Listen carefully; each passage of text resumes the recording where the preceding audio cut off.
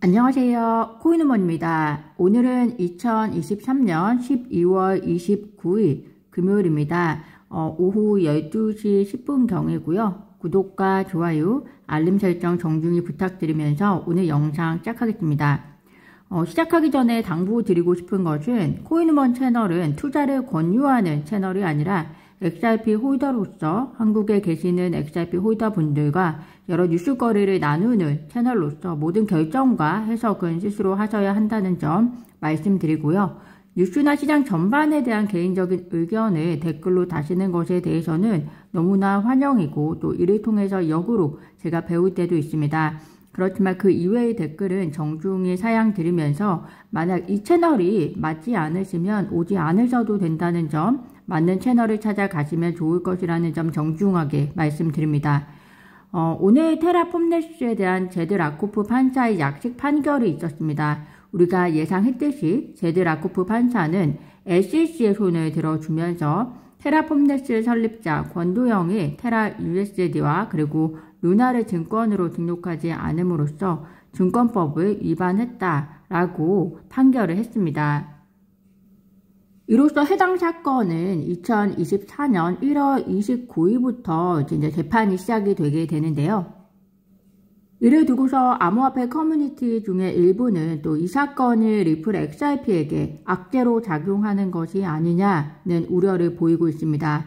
다들 생각이 다르시겠지만 제 개인적인 생각을 말씀드리면 이 사건과 리플 XRP 사건은 SEC가 제기한 미등록 증권 판매 혐의로서는 동일하지만 다른 사안의 문제라는 점 말씀드리고 싶고요.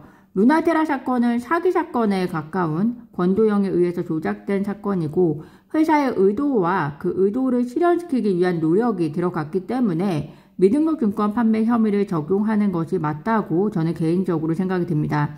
그렇지만 리플 XRP의 프로그래믹 거래는 리플사와 전혀 관계가 없이 투자자들이 상품의 가치로서 거래를 하고 있기 때문에 미등록 증권이라고 볼 수가 없고요. 오히려 토레시 판사는 좀 더 보수적으로 리플의 기관 판매에 대해서는 미등록 증권이라고 보았기 때문에 루나테라 판결의 소송이 더 이상 XRP에게 주는 영향은 거의 없지 않을까 생각이 듭니다.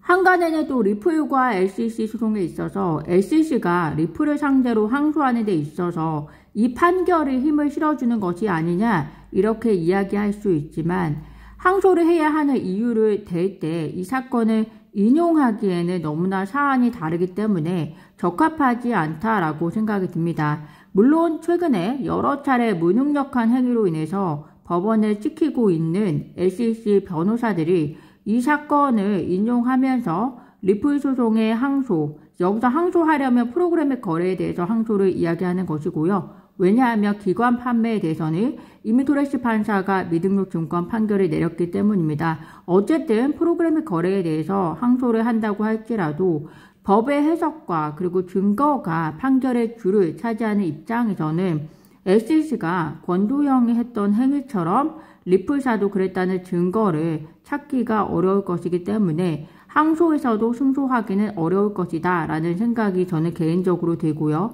무조건 시간만 지체하는 결과를 가져올 것이다 라고 생각이 듭니다. SEC도 아마 항소해도 본인들이 이기기 어려운 싸움일 것이다 라고 생각을 할 것 같은데요. 그럼에도 불구하고 만약 그들이 항소를 한다면 저는 현재 SEC가 정말 나쁜 의도를 가진 기관, 미국 시민의 자원이 소중한지 모르는 행위라고 이야기를 하고 싶습니다. 이런 생각들을 비단 일반인뿐만이 아니라 의회 내에서도 현재 SEC의 행위들, 비단 암호화폐 관련된 집행 조치뿐만이 아니라 선출되지 않은 자가 선출된 자처럼 행위하는 일들에 대해서 심각하게 받아들이고 있기 때문에 그래서 오늘 기사에 보시면 미국 하원 의원 톰 에머가 SEC 안정화 법안을 공동 발의하면서 결국에는 위원장 게리 겐슬러 해임을 추진하고 있다라고 말씀드리고 싶습니다. 비트코인 이야기를 해볼 텐데요. 캐시우드 아크 인베스트먼트 CEO가 CNBC와의 인터뷰에서 미국의 비트코인 현물 ETF 승인이 주요 암호화폐 가격에 단기적으로는 부정적인 영향을 미칠 가능성이 있다라고 말했습니다. 투자자분들 중에는 이미 캐시우드가 가진 시나리오, 지금 말씀드린 이 기사를 염두에 두신 분들이 많으실 텐데요. 왜냐하면 지금 비트코인 현물 ETF에 대한 승인이 거의 99%는 될 것이라고 판단하고 있고 시장이, 그래서 우리는 보이지는 않지만 많은 기관들 또 개인들은 비트코인을 어느 정도 매집해 놓은 상태일 겁니다. 그렇지만 이들 중에는 매집의 목적이 결국에는 단기 차익 실현도 있기 때문에 내년에 비트코인 현물 ETF가 승인이 되면 그 뉴스에 매도를 하게 되고, 그렇게 되면 단기적으로는 비트코인 하방 압력을 받을 것이다 라고 해석하시면 될 것 같고요. 비트코인이 떨어지면 또 알트코인도 덩달아 떨어지는 경향이 있기 때문에 알트코인 역시 영향을 받으면서 전반적인 암호화폐 시장이 가격이 하락할 것이다, 이렇게 얘기를 하고 있는 것 같습니다. 그렇게 보는 입장들도 상당히 많기 때문에 참고하시면 될 것 같고요. 그렇지만 모든 것은 100%가 없기 때문에 큰 방향성에 대해서는 투자자분들 각자의 기준이 있으셔야 할 것으로 보입니다. 캐시우드의 행보가 연일 기사화가 되고 있는 것이 캐시우드가 이끄는 아크 인베스트먼트 역시 비트코인 현물 ETF를 신청한 상태이고, 또 캐시우드가 암호화폐 및 암호화폐 관련 기업들의 주식 투자를 통해서 올해 상당한 수익을 올렸기 때문에 캐시우드의 행보를 참고하시는 분들이 많으실 겁니다.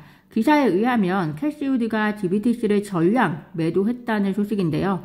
두 가지 이유가 있을 겁니다. 한 가지 이유는 캐시우드 입으로 직접 이야기를 했고요. 다른 한 가지 이유는 그녀의 입으로 이야기하지 않았지만 누구든지 예상할 수 있는 이야기인데요. 누구든지 예상할 수 있는 이유 먼저 말씀드리면, GBTC를 전량 매도해야 현금이 생길 것이고, 현금이 있어야 비트코인 현물 ETF에 대한 상품을 준비할 수 있기 때문이다 라고 보시면 될 것 같습니다. 그만큼 캐시우드는 비트코인 현물 ETF 승인과 그리고 비트코인이라는 자산 자체에 대해서 매우 긍정적으로 보고 있다라고 보시면 될 것 같습니다. 캐시우드의 입에서 나온 이유는 ETF 전환 실패에 대비해서 GBTC를 판 것이다, 이렇게 이야기를 하고 있는데요.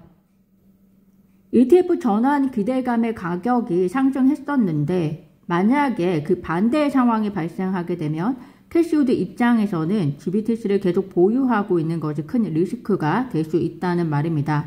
캐시우드 입장에서는 그래서 비트코인 현물 ETF가 승인이 되든 안 되든 GBTC에 대한 최선의 선택은 GBTC를 파는 것이었다, 이렇게 이해하시면 좋을 것 같습니다. 오늘 제가 준비한 소식은 여기까지입니다. 오늘도 영상 시청 진심으로 감사드리고요. 구독과 좋아요, 알림 설정은 코인 응원에게 큰 힘이 됩니다. 감사합니다.